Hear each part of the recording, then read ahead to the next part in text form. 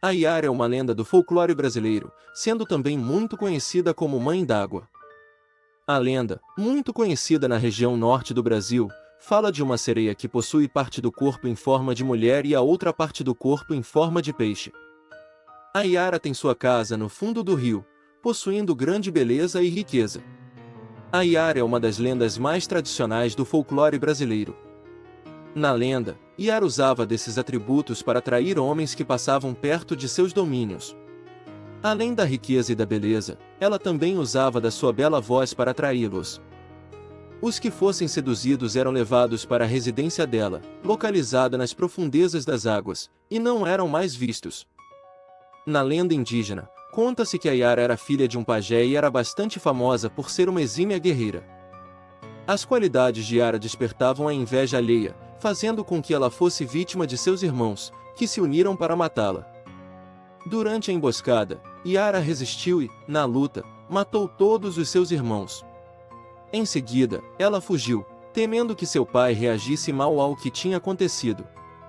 O pai dela a encontrou e decidiu castigá-la, lançando-a no local de encontro dos rios Negro e Solimões. Ela, então, foi salva pelos peixes, assumindo a sua forma como é conhecida, parte peixe, parte mulher. No idioma tupi, o termo Iara significa Senhora das Águas. Acredita-se que se o homem consegue escapar dos encantos de Iara ele fica louco, num estado de torpor e somente um pajé poderá curá-lo. Dependendo da região brasileira, a representação da Índia pode diferir, por exemplo, na cor dos olhos e dos seus cabelos, que ora são escuros, ora são claros. A lenda da Iara é conhecida em várias regiões brasileiras e existem diversos relatos de pescadores que contam histórias de jovens que cederam aos encantos da tentadora sereia e morreram afogados de paixão. Apesar de todos os elementos indígenas, a lenda da Iara teria sua origem na Europa, estando presente, por exemplo, na tradição cultural dos gregos e dos portugueses. A lenda, então, teria sido trazida possivelmente durante o período da colonização e assumido elementos da cultura indígena. Essa lenda não estava presente na cultura indígena até o século XVII, pois, até então, não havia nenhuma lenda indígena que apresentava os elementos que caracterizam a Iara. A origem da lenda da Iara pode ser traçada na Grécia, local onde havia crença na existência das sereias, seres que seduziam os homens com um belo canto. Entretanto, as sereias para os gregos eram parte mulher e parte pássaro. A forma de peixe da sereia só surgiu em Portugal, por volta do século XV. Em Portugal também existia um ser mítico conhecido como Moura Encantada. Esse ser tinha a forma de uma bela mulher e oferecia riquezas para seduzir os homens.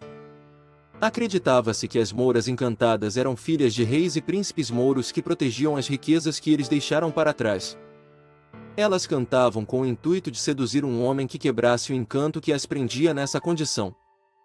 As mouras encantadas possuem muitos elementos em comum com a Iara. Em Portugal também se estabeleceu a crença na sereia, ser mítico que seduzia os homens com sua voz encantadora.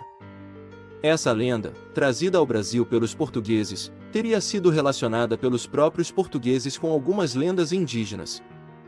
A primeira dessas lendas teria sido a do Ipupiara, uma lenda que menciona um monstro que habita os rios e que saía deles para caçar e matar indígenas. Entretanto, o Ipupiara não possuía forma humana, mas somente de monstro.